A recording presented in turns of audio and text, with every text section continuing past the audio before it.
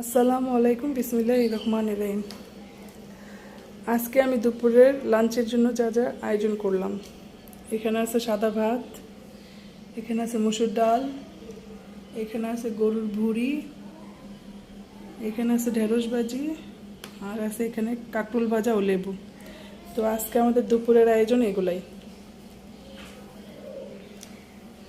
তো সবাই ভালো থাকেন, সুস্থ থাকেন, আর আমার জন্য দোয়া করবেন, আর আমার চ্যানেলটাকে সাবস্ক্রাইব করে দিয়ে লাইক, কমেন্ট, শেয়ার করে দেবেন। তো সবাই ভালো থাকেন। আসসালামু আলাইকুম, আল্লাহ হাফেজ।